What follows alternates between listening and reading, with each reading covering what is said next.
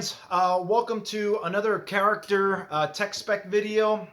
Every month I try and give you guys some details into the characters that we are going to work with within the movie project that we're in. Again, Transformers Prime Galvatron's Revenge.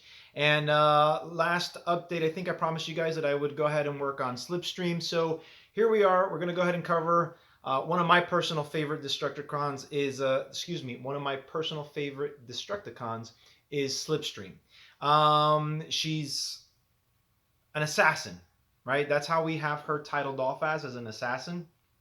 Why? Because she has this incredible bloodlust, even though it's not blood, right? It's energon, right? But she has this passion for killing that I just can't seem to comprehend, right? She gets joy out of it. She likes to torture her subjects, right?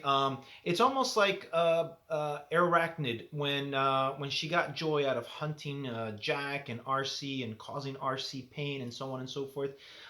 Very similar, but at a greater scale, in my opinion. I think that Slipstream, it doesn't really matter who it is. It could be friend, or it could be foe, or it could be friend, right?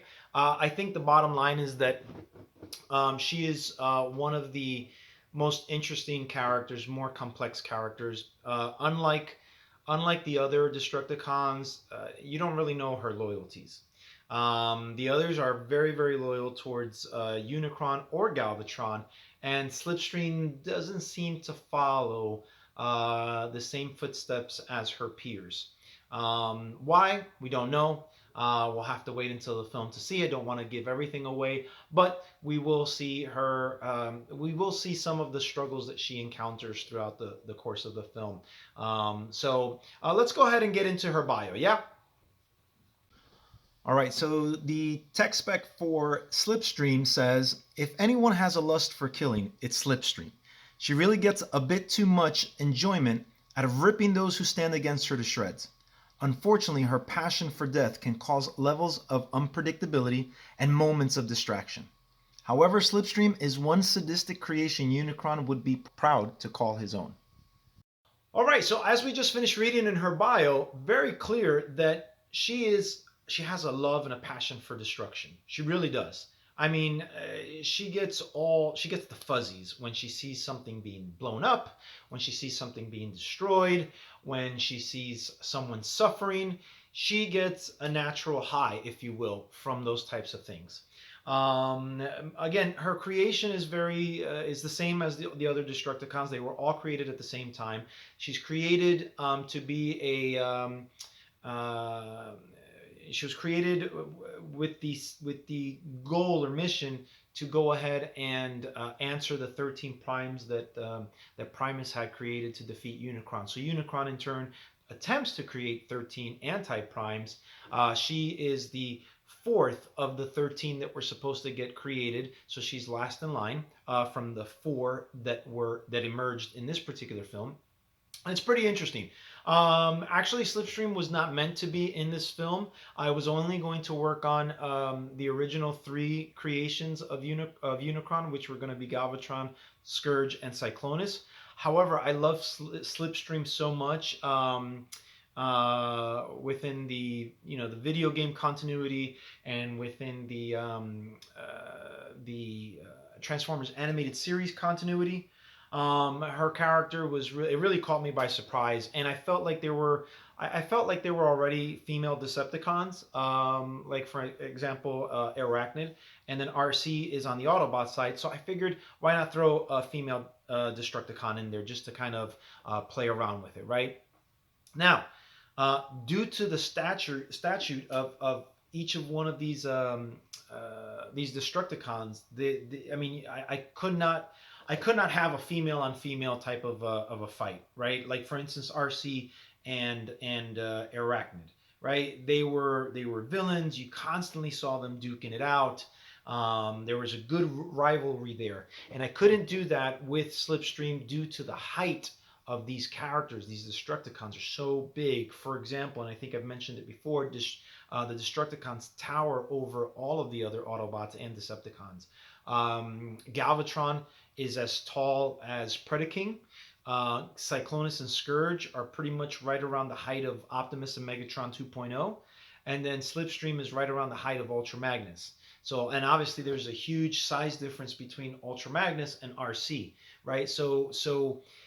She can hold her own. Slipstream is going to be able to hold her own, not just against RC, but pretty much against any Autobot, really, realistically. Again, due to size and strength, and the size and strength are kind of equivalent to one another, right? They complement each other. So we're going to see Slipstream kick butt. We're going to see her kick butt throughout the entire film. And we're probably gonna get some laughs out of her. We're gonna be surprised by her level of villainy or evilness, I would say.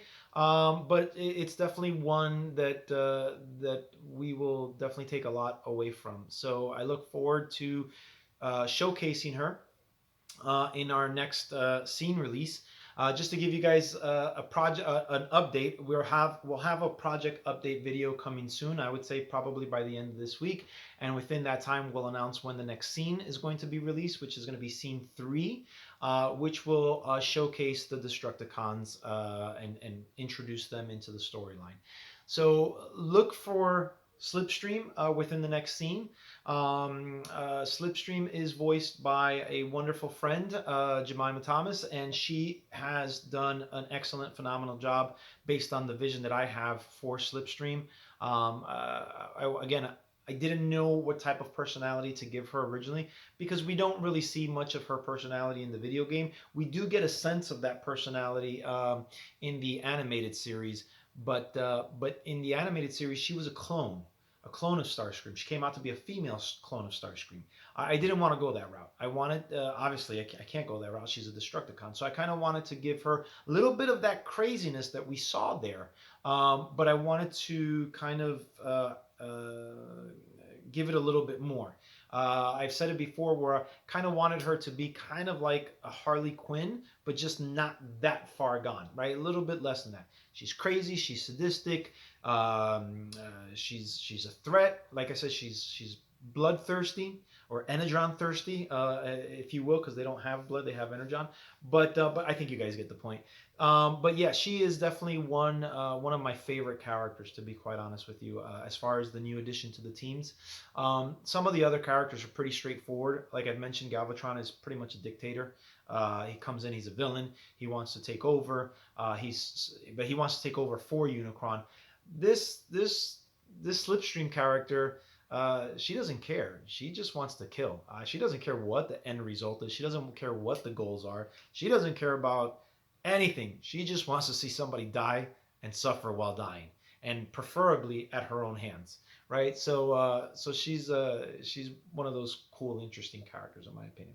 So guys, that's it for today's character video. I hope you like it. Hope it gave you some more details as far as Slipstream's character and her personality, right? Again, look for her in the next coming scene, scene 3. We'll have the release date in our next project video, so make sure you capture our next project video, which should be coming out by the end of this week, hopefully.